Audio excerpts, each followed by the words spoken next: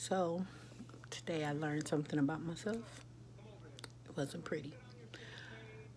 I learned that because of the pain I endured as a child and the abuse I endured as a child, I take everything and make it my own, make it my fault, even if it's not my fault. If you tell me I did it, I say I did it too. Because I don't want anyone mad at me. I don't want anyone to dislike me. And I'm learning that at this point in my life, I need to accept that everybody's not going to like me and that when people are going to dislike me for any reason, they don't even need a reason. They can dislike me because my hair's short. They can dislike me because I'm black. They can dislike me because I'm fat. They can dislike me because I got freckles. They can dislike me because I wear glasses. They can dislike me because I got my ear pierced at the top. They can dislike me because I got big breasts. They can dislike me because I got long nails. They can dislike me because I'm dark skinned. People can dislike you for any reason they want. It's nothing you can do about it. It's nothing that you need to do about it because it's their problem.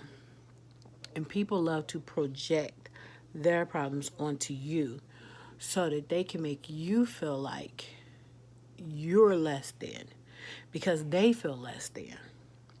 So when a person feels miserable about their life, miserable about their situation, miserable about what they've been through or are going through, they spread misery. I don't need to spread my misery on nobody because I've been through a lifetime of hurt in a short amount of time. I learned at the age of 7 I was not loved by my biological mother. I learned at the age 9 that my half brother had control of my body and could do what he want. And molestation didn't. No one cared. No one stopped him. No one prevented it. No one took me from them. I learned at the age 14 that if I needed something in this world, I had to figure out a way to get it myself. Lie, steal, cheat, whatever. I learned at the age 11 that me cutting myself felt good, but nobody cared. Nobody stopped me. Nobody got me help. I learned at a young age that my mother wished I had never been born. And she never made me feel like a human being. She never made me feel cared about, loved. I've had 4 major surgeries. She's never come to the hospital, not once. I had a stroke and almost died right after I had my first son, and it was her fault. She caused me so much stress until my mental state was so bad that I had a stroke. I tried to kill myself at 18. She didn't care. She hoped I died. She was mad I lived. She was so mad that I survived. I got married and I asked everybody to not wear white because I don't care for the color white. And no, this shirt is not white, it's blue. And I asked, it's light blue. And I asked everybody to wear my favorite color, which was purple. I told them any shade of purple is fine, any color but white. She was the only person at my wedding who had on white. My husband didn't even have on a white shirt. He had on a purple shirt. He had on a lavender shirt, actually. Nobody else at my wedding had on purple. I mean white, but her. That's just to go to show you the level of hate she had for me. That she would go out of her way and buy a white dress to wear to my wedding, which I didn't even invite her to. I told her I was getting married, and my brother told her where the wedding was, and I was so mad he told her because he's my half brother, and I only invited him because he was the only one of my half siblings I liked. None of the rest of my siblings, I have siblings that I invite. My dad gave me away. He's handicapped, so he sat at the front of the church, and he sat there. And then my friend walked me down the aisle, and then my dad gave me away. This is just to go show you how uninvited my mother was to my biological mother was to my wedding. She didn't know anything. She didn't even know she wasn't going to be in any of the pictures. She's in none of the photographs. None. The lady who at the time was raising me, taking care of me, who I called mom, she's in my pictures. My wedding pictures. And my dad, my mom, I call her my mom. She's not my biological mom. My mom, my dad, my husband, his grandfather, and my nephew and one of my cousins were in my wedding.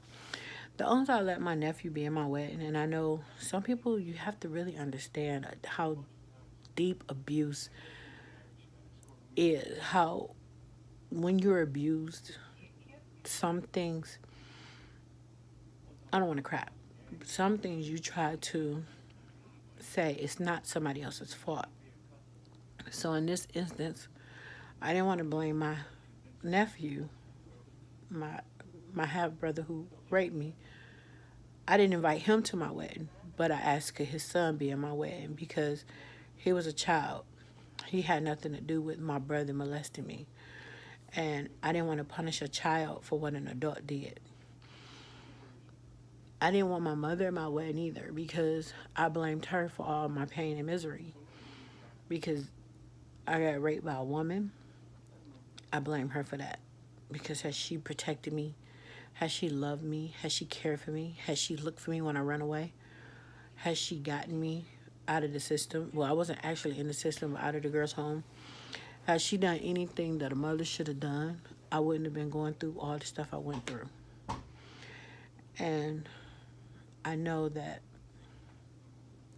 along the way, I made decisions that could have been better. But I became a total bad girl. Like, if you know me now and you knew me then, just like this girl said when she saw me, she was like,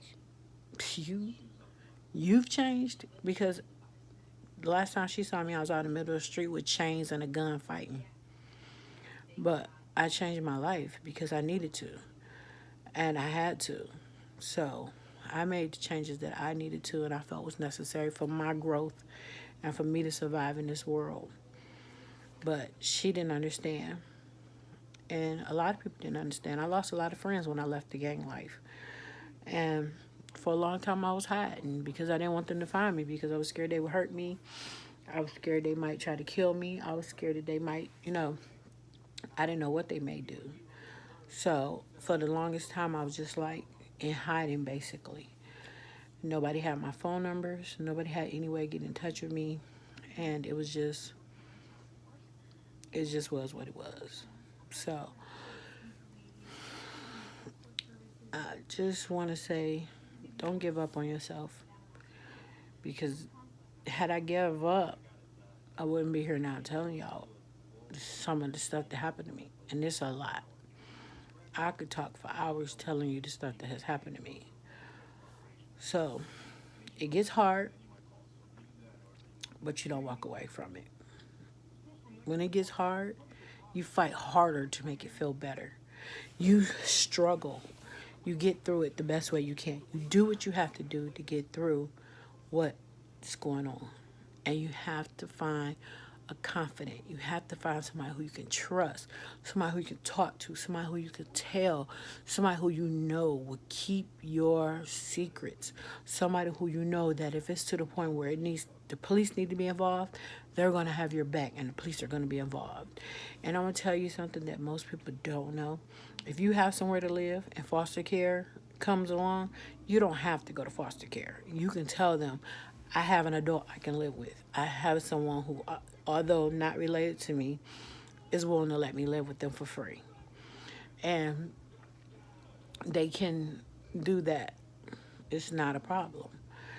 So I say that to say, don't be scared of the pain you may be going through.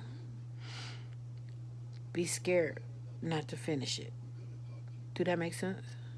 So what I'm saying is, don't end your life because of momentary pain.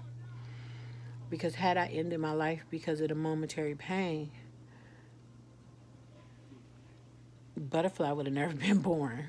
Like, you know, now I'm not going nowhere, at least not intentionally.